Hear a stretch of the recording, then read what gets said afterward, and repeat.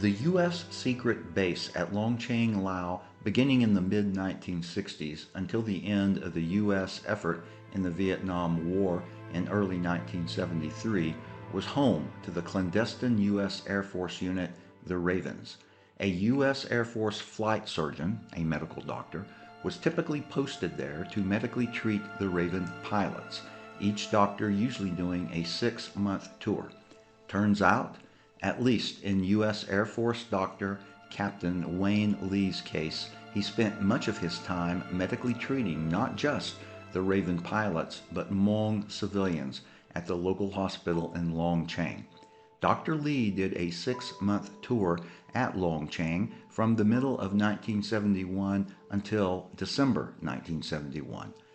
Raven Chad Swedberg remains good friends with Dr. Lee, and Chad introduced the both of us, telling me the Ravens highly regard Dr. Lee's service and that the doctor went above and beyond in his care for all of his patients. And now, Dr. Lee.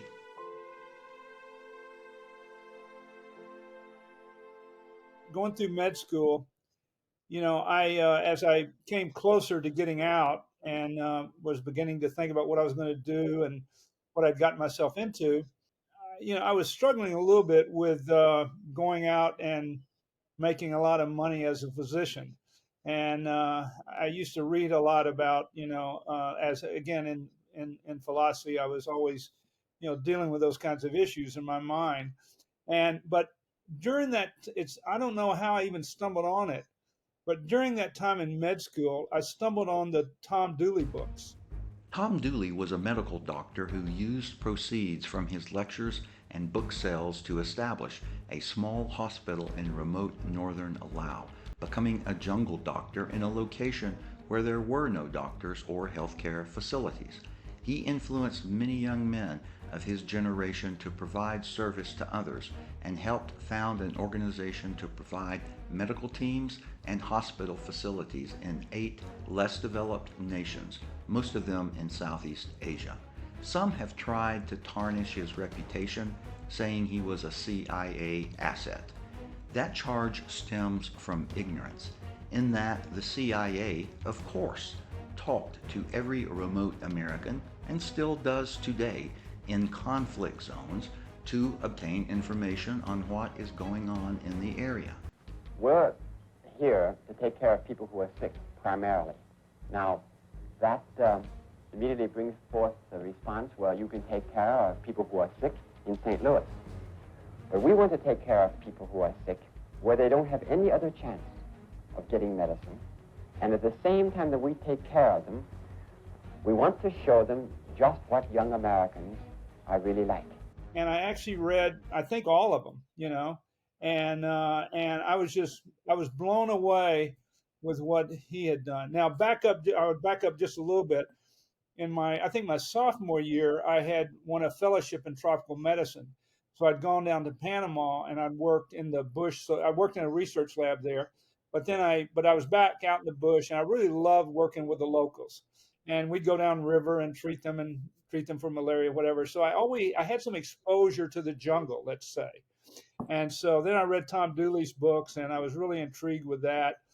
I didn't think too much. I didn't really make a connection at the time, but so as I was graduating from med school, I had done my internship, and a lot of people went on to do a residency, and I didn't know what I wanted to do.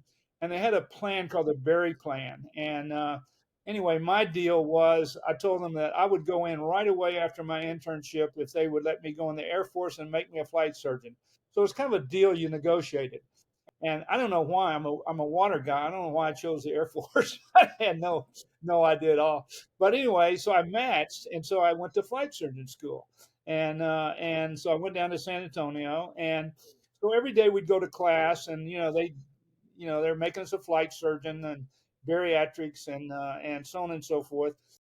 But during the classes, our instructor used to show us, videos and things that were happening in Vietnam. And so we saw that every day practically. And again, my whole drive was to stay out of Vietnam. And as luck would have it, I actually got stationed at Cannon Air Force Base in New Mexico with a jet squadron, and I thought that was pretty cool. I guess I probably would have gone with them sooner or later, but I thought, I thought I had avoided it. But the more I thought about it and the more I watched what was going on there, I really wasn't a hawk or a dove for that matter.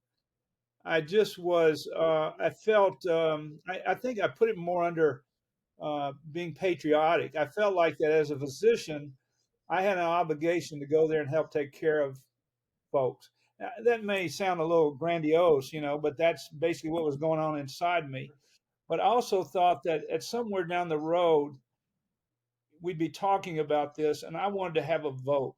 And I thought that if I managed to skip it, that I really wouldn't have a vote. And I don't think that's entirely fair to, people that didn't go, but at the same time, I felt like I needed to go so that I could have a say so later. And so I went up to the guy and the boss, and I told him, I said, I want to volunteer for Vietnam. And as a flight surgeon, physician, I really thought that they'd put a medal on me and strike up the band. And they came back to me later and said, we don't have a spot for you. And so I said, gee, that's strange. So I was still in school, and I lived in the dorm in a little apartment. But anyway, one night, and this was 11 o'clock at night, somebody knocked on the door and opened the door, and there's a guy standing there in a trench coat and civilian clothes. He said his name was Dennis. He was, I believe he was a lieutenant colonel at the time. And he said he wanted to talk to me. He'd heard that I had volunteered to go to Vietnam, and that, there wasn't a spot, and that he had a special deal for me. And so I said, well, what's that deal? And he began to tell me about Laos and the mission there. And at Hurlburt, which is the Spec Ops base out of Eglin, the guy that was assigned there had a family and didn't want to go. And that they would give him my spot if I would take the Spec Ops job there and go to Laos on 404 project. And basically told me that it was clandestine, that wouldn't be acknowledged, couldn't tell my folks where I was. I'm an only child. I didn't know the significance of that at the time, but it instantly connected with me because it was a Tom Dooley thing. And I had been really absorbed with that. And so I said yes in a heartbeat. So they changed my assignment. I got out of flight surgeon school. I went down to Hurlburt, and I was there, I don't know, a few months, I guess.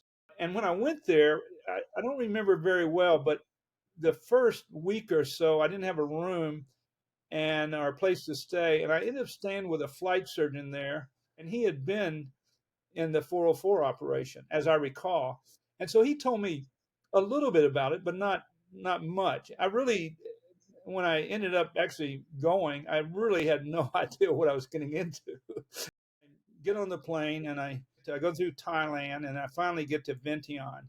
They took me over the American Embassy, which was an old Indochina building, and they took me downstairs to a room that had a bank vault door on it, and it was all sealed up, and took me in, and there were lights flashing and stuff going off, and gave me my American Embassy attaché card, and said, okay. And they explained to me that, Geneva Convention rules didn't apply here, and so on and so forth. They sort of, prepped me, so to speak. And they said, okay, now there's a guy that's going to pick you up and fly you up to Long Tieng. And his name, and they called him Doc, that he was a dentist that had come back and gone to pilot school and then volunteered and became a Raven. And he and I became best friends. And then there's a sad ending to that story. Captain Charles Doc Russell was from Hopkinsville, Kentucky, and gave up his captain's bars as an Air Force dentist for second lieutenant bars and flight school to become an Air Force pilot. He was killed in action on December 3, 1971, while flying in Laos.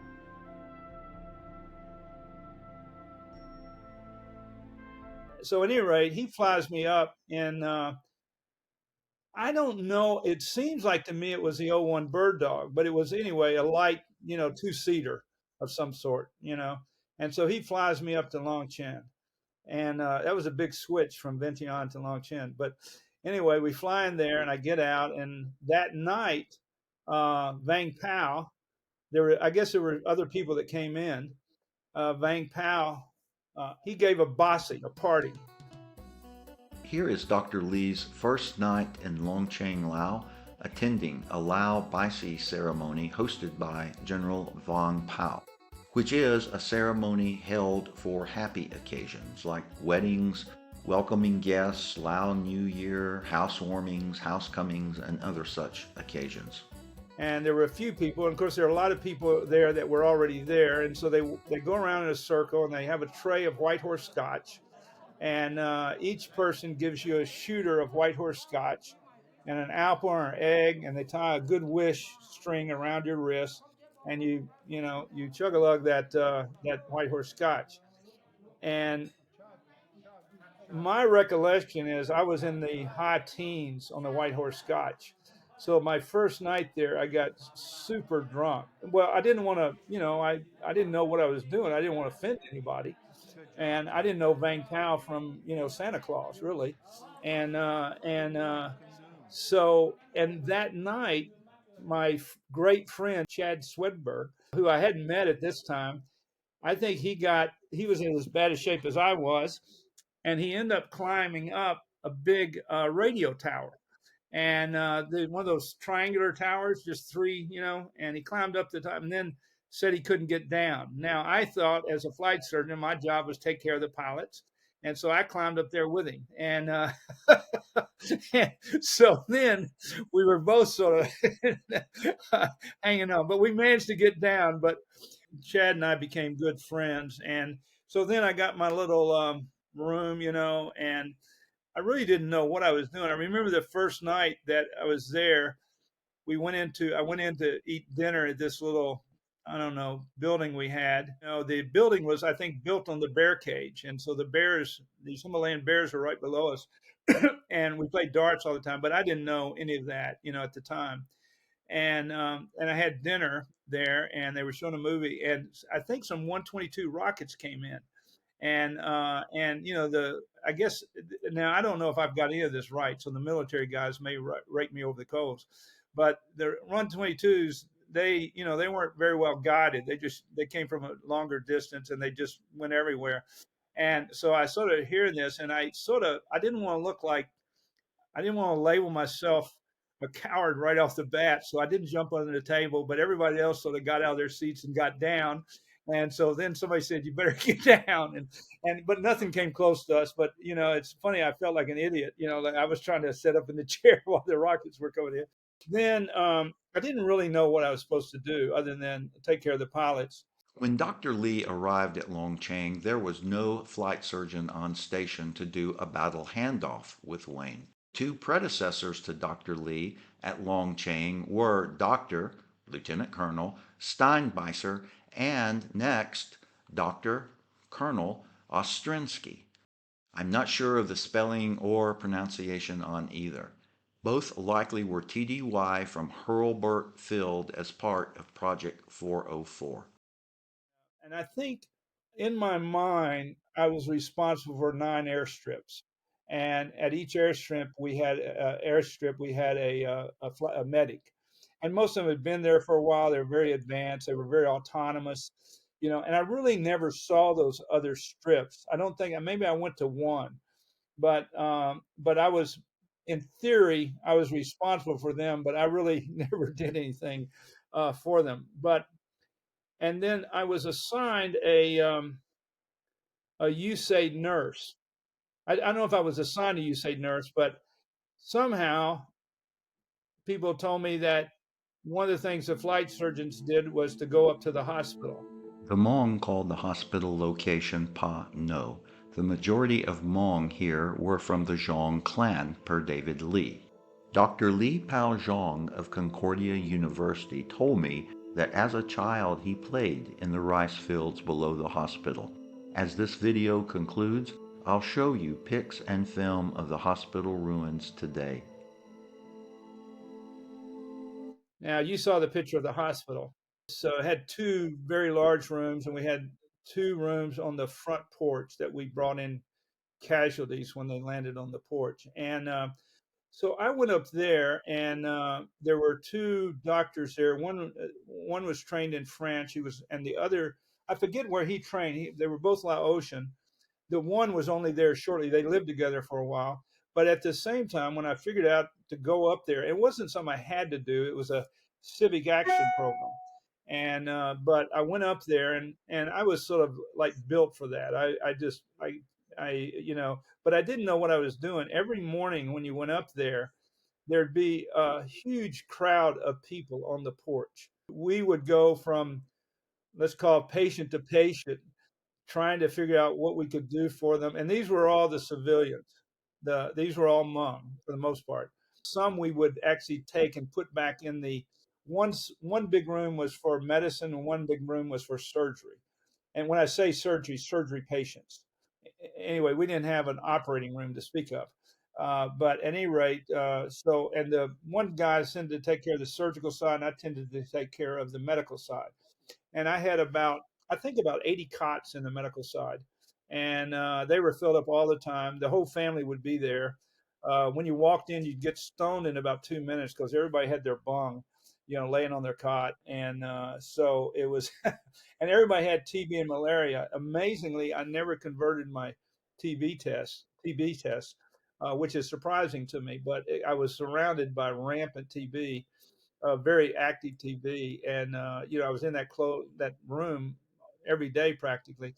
But somehow, I don't know, but I ended up with this USAID nurse, and I can't remember his name. And so we went together, and we had to drive up the mountain to this hospital, and we had a little, I don't know, a building like a shed that we would go over there, and people would come up to that window, and we'd hand out different medications. We didn't have a lot to hand out.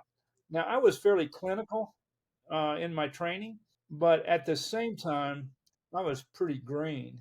I'd never seen much malaria, spleens. I'd never seen as much TB. According to Dave Lee, a well-known Hmong medic worked at the hospital named Yang Tai, and he worked with Dr. Khammoune. Although Dr. Lee doesn't specifically remember him, and he may not have been there during Dr. Wayne Lee's tour. The other thing that happened and I remember this, I saw these patients early on. I saw a couple of patients that couldn't walk, and they were paralyzed from the waist down. And I was doing my med school physical on them, trying to figure out what was going on. And the Laotian doctor walked by me and he said, "It's Berry. Give him thiamine, and he'll get well." And what was happening is, in the early days, they kept farming their poppy. They kept making the opium, and you could, in the market, I could buy a pound of opium for $1, raw opium. It was pretty amazing. But they quit farming their rice, and so we were supplying food to them. And in the early days, we were shipping in polished rice, and polished rice doesn't have B1 or thiamine on it. It's that's in the stuff that comes off.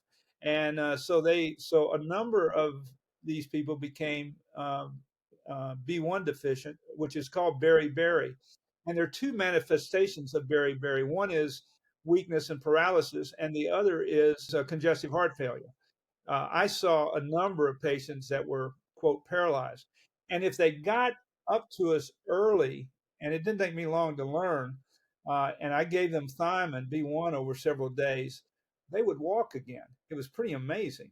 If they got there late, they wouldn't recover. And I don't really know that I saw many with congestive heart failure, which was odd to me, but nonetheless, that's another manifestation. So, and of course, we started flying in, unpolished rice at that point. We were trying to fix that.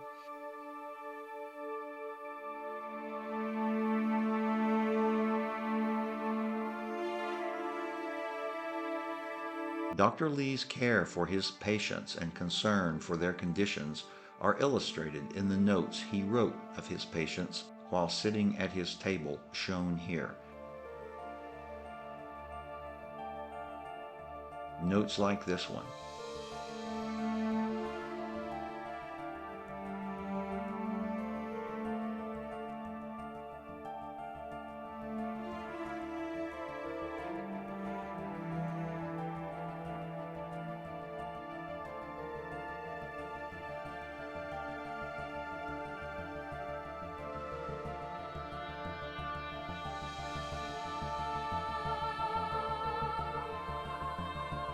Later, Dr. Lee emailed me saying, I was just fooling around with my photos today and ran across this one kid.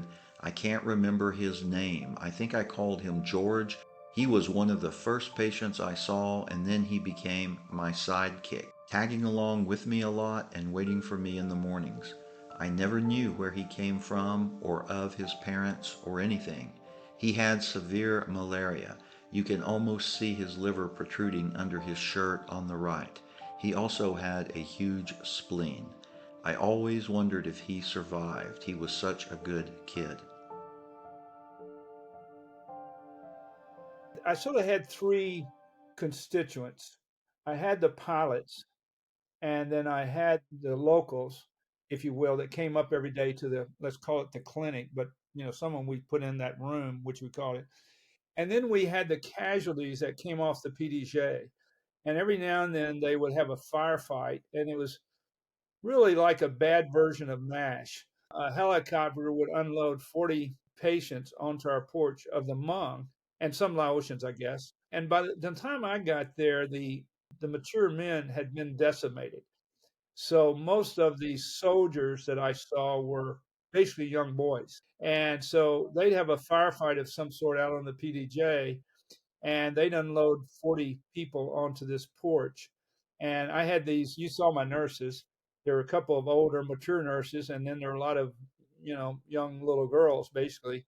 And that I don't know what schooling they'd had. I think it was just whatever the nurses there, the real nurses could teach them. And the real nurses were really LPNs. I don't think there were any RNs. But they were the boss nurses.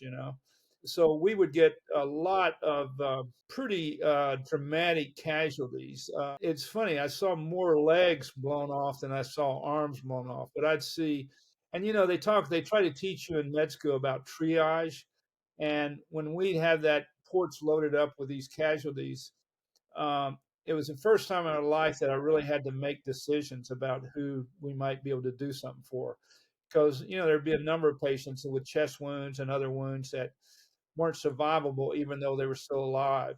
And the thing that seems that I remember the most is patients with their arms blown off. I mean, their legs blown off. And it was odd to me that they didn't bleed to death, but the impact from the explosion, it would impact the artery, and so so it wasn't bleeding, and so we'd go in and we'd poke around in that stump until we found the artery and started pumping, and then we tie it off with a suture, and then we put them in the bed in the surgical ward. That's why I'm saying surgery. And every day, twice a day, we'd go around and we'd snip off dead tissue. And after about 2 weeks, we would take really big suture and pull a flap close and put them on these, tree crutches made out of tree limbs and send them off down the mountain. On the medical side, and it was interesting to me, they were happy to be alive. Not many people made it there to an old age. And then on the medical side, we had a 16 or 17-year-old guy. We had an X-ray unit. We could do a chest X-ray. We could see, and I saw in the States, if you see a little bitty spot on the lung and you say, oh my God, that might be, TB. We don't see much cavitary TB here in the States today. But I saw lung after lung that was completely filled with TB on these X-rays. And I mean, and what we do is we put a chest tube in and drain them. And we have real fancy equipment for putting chest tubes in the United States, and you have to let it drain and let the lung expand. We actually put the chest tube in and put it in an IV bottle with water and tape it up, and we send them off down the mountain and tell them to come back in a few weeks.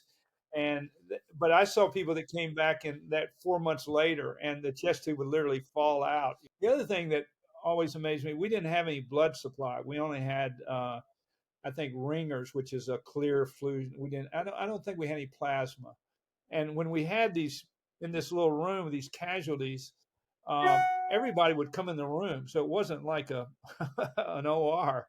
Everybody would come in and watch. It was like a theater, and it was very crowded. And so every now and then, I think, God, if we had some blood, and so we had the ability to type blood, but not to cross match it. typing, I can give A to A and B to B, and so on. And you can do other things with that too, but we could type it, but we couldn't cross match, which really makes it safe. But I would grab somebody out of the audience and have them type till they found somebody that matched the guy I had. And then we drain a liter of blood out and put a liter of blood in the other guy. And I never saw any blood reactions, which doesn't make sense to me, but it wasn't. And we didn't have any, nobody had immunization. So all these wounds were very tetanus prone. But the only thing we had was penicillin. And so all these open wounds, we just run IV penicillin to them, which will kill tetanus. And so I never really saw anybody get tetanus, which was odd to me too, because we go crazy about it here in the States to try to avoid it. I'm intrigued with it. I guess the medical part, it was because it wasn't anything, everything that I'd been trained in med school went out the window. Like all these malaria patients, they get what we call ascites. They get fluid in there when they get really advanced. They get fluid in their belly. It's very uncomfortable. And of course, we couldn't correct the malaria, but we could drain the fluid out of their belly. And we had rules in med school that you could only drain out so much, but we drain out everything we could, and that's the best we could do. One thing was sad. We had weapons and explosives all over the place.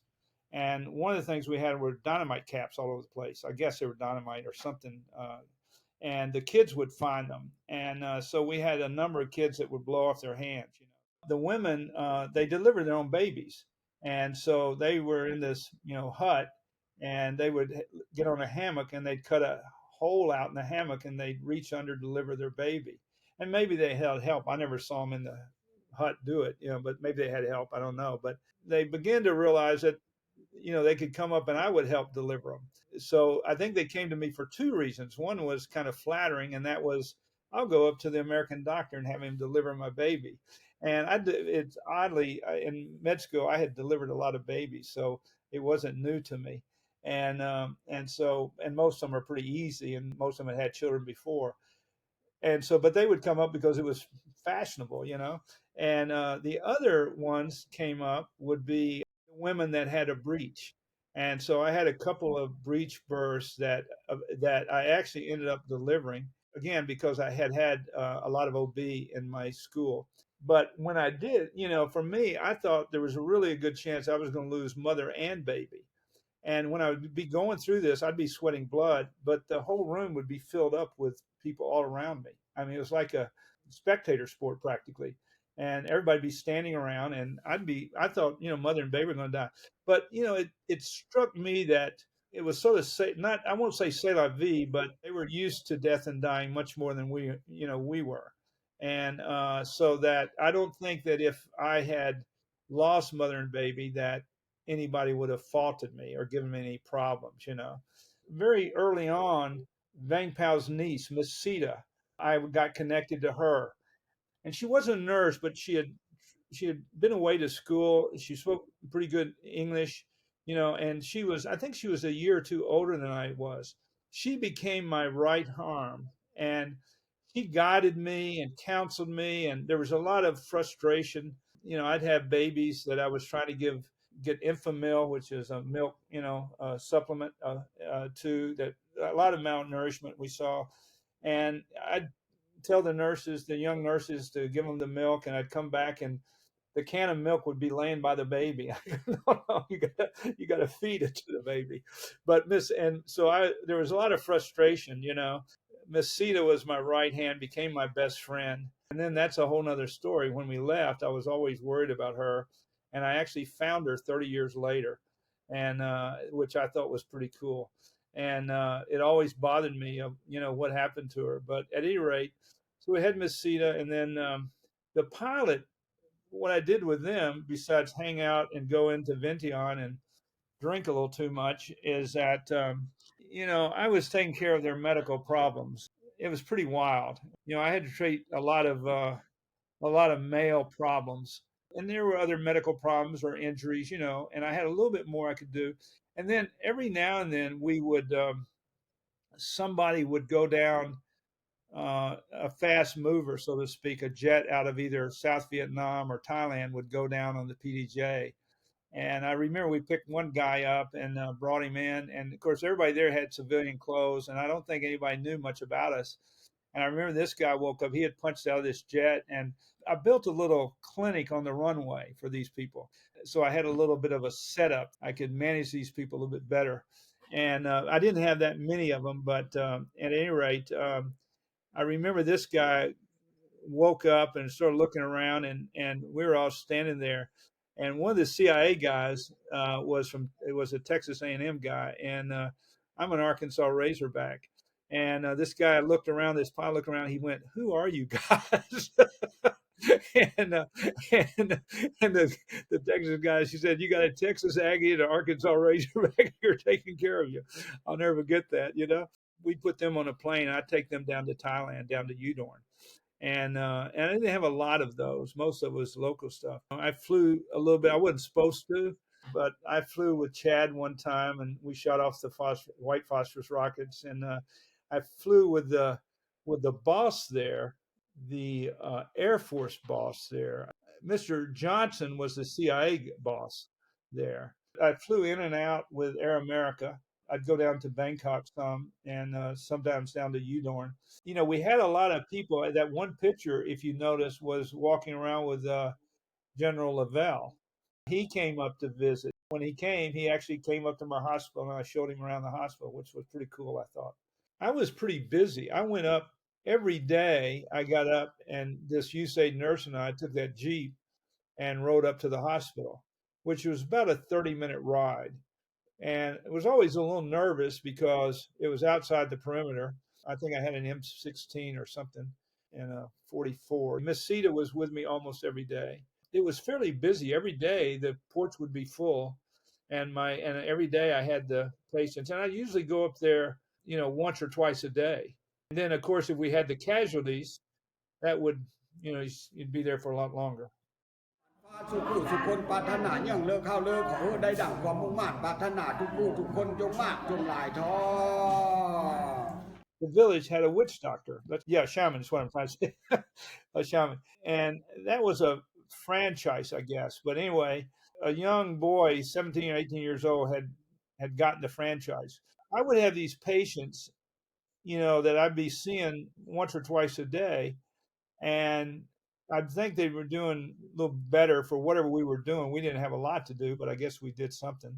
The next morning I'd go up, and they would look like they wouldn't look good, and they'd have cupping on their back, and they'd look really bad. And so what happened is they were covering their bases. So they were having me during the day, and then at night they would walk down to the village and see the shaman.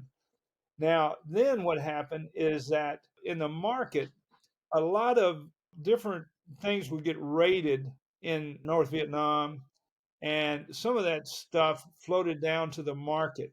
In the market, I would see boxes of ampules with Chinese writing on it of red, green, yellow medicines or something in these little little ampules that you'd break and usually drop a syringe full of whatever.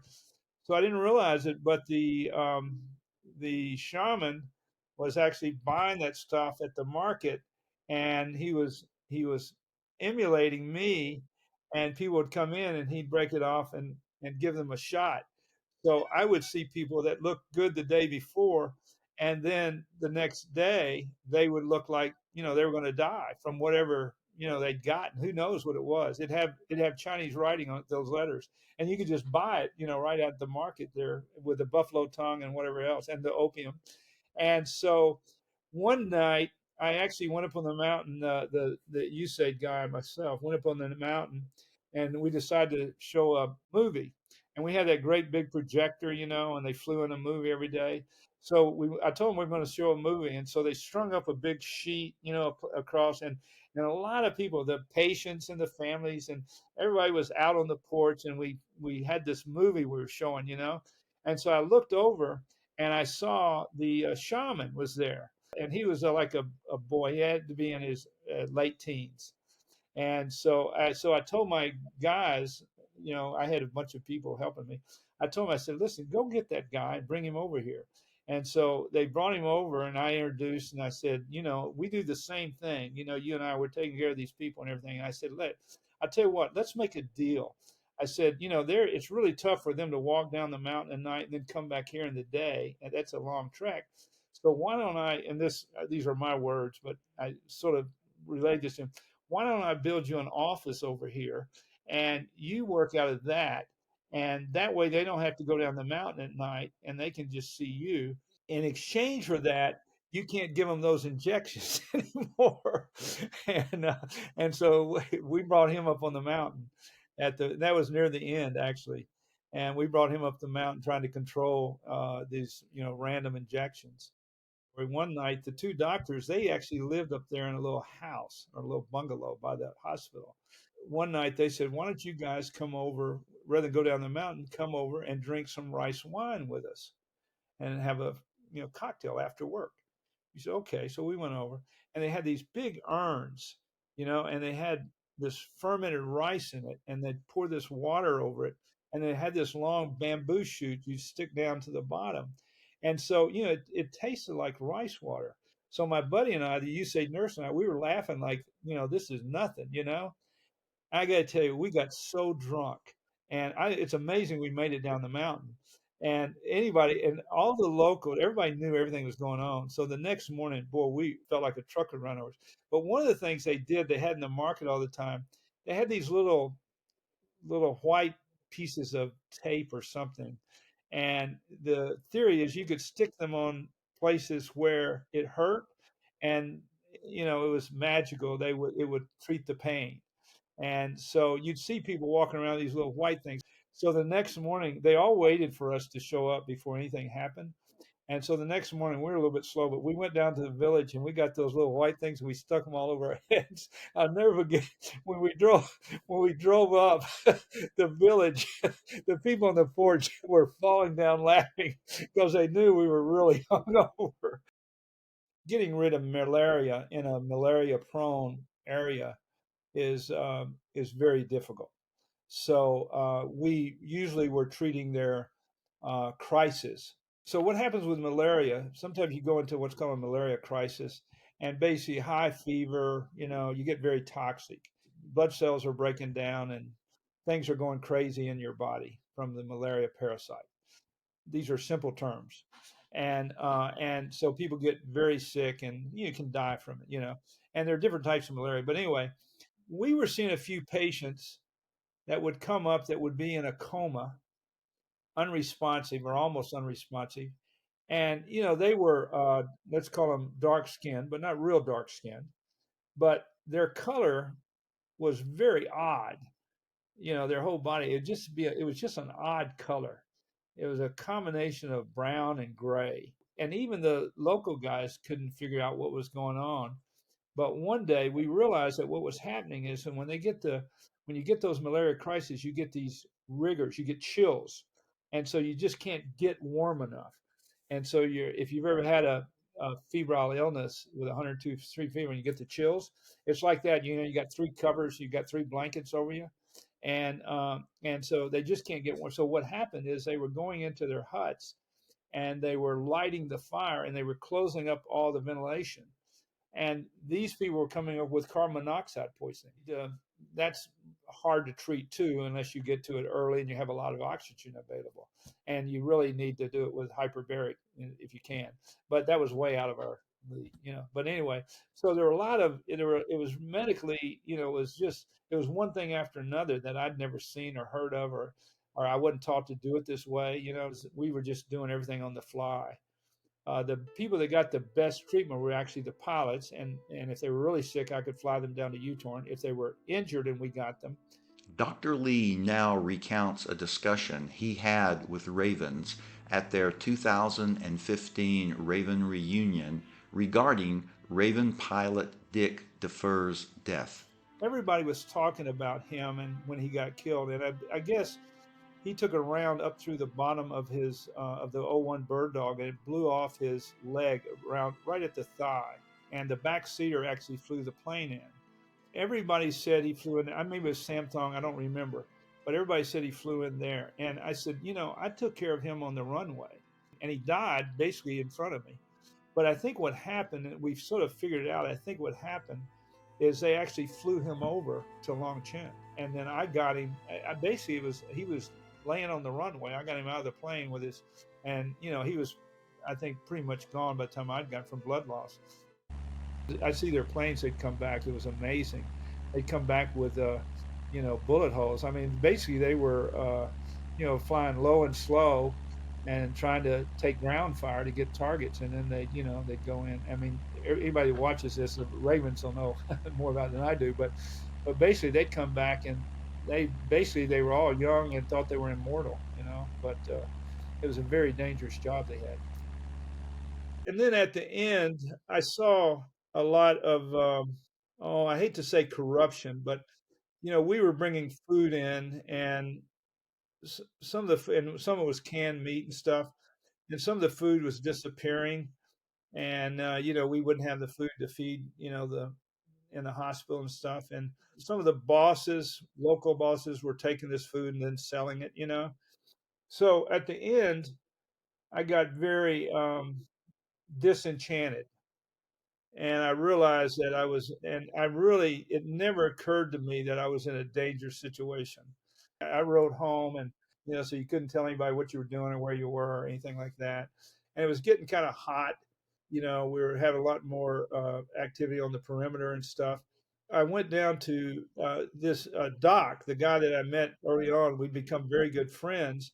So we had actually rented apartments in Fort Walton Beach, and rented an 8 apartment that we were going to share. And we both ordered new Corvettes out of the PX. And so we had, I don't know, 6 weeks to go or whatever, not very long. And I went down to Bangkok, and I'll never forget, I was at the Siam Intercontinental Hotel, and I went to get on the elevator, and Mr. Johnson, the CIA boss, was on the elevator, and he looked very perturbed.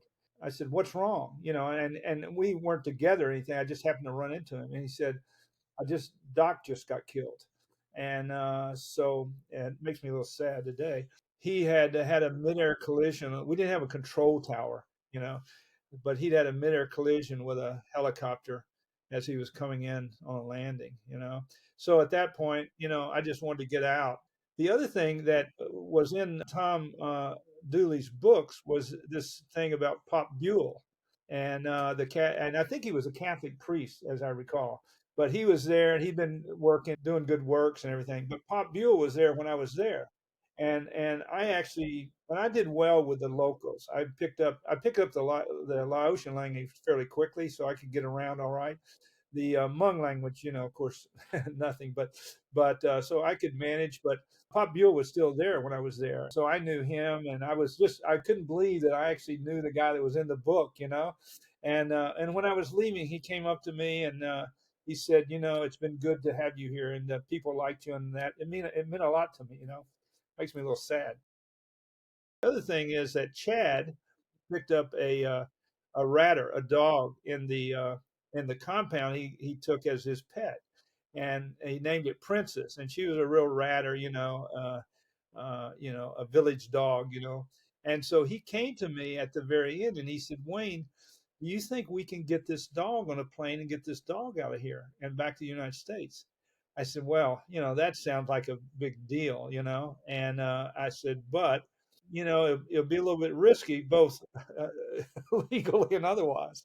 So I said, "I'll use some of the drugs I normally use to sedate people, and we'll sedate this dog very heavily." And he was coming back. They came back differently than I did. We got that dog down to Udorn, and he actually got it back to the United States. And we lived in the same apartment complex when I came back. And I'll never forget that Chad and I would walk over. We lived right on the beach in Fort Walton Beach. We would walk over to the beach with Princess running in front of us. I flew out on a Twin Otter, CIA Twin Otter at night. I'll never forget they just gotten terrain seeking radar, I think it was called. And so you could set the radar to fly, you keep your plane, 500 feet above the ground. And of course, we're coming out of the mountains like this.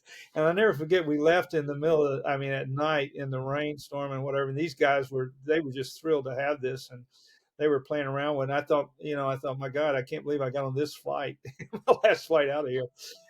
It was life-changing for me. It just turned out to be very important to me. It sort of taught me not to whine. It gave me a base, so to speak, because I thought it was pretty bad. Sometimes, you think things are not going right here. I ended up getting in emergency medicine. I did 50 years of emergency medicine, and I was in the business end of it also. And it wasn't bad for me. I went in and got out okay, but it was a bad situation, and I saw a lot of death and dying there. And I had been, like I said, in the jungle, so I'd already sort of tasted that. But my frame of reference was that I had seen a way of life that most Americans have never seen. And I'd experienced at a fairly young age, trauma and a lot of people dying, many of them young, that most Americans have never tasted. That was the biggest value, is not to whine or bitch about my circumstances today, because I was lucky to get in and get out. Like I said, I found CETA 30 years later, which was pretty cool. I always felt bad about losing Doc, and that was terrible. So anyway, but Chad's been a great friend of mine for all that time, and we still talk from time to time.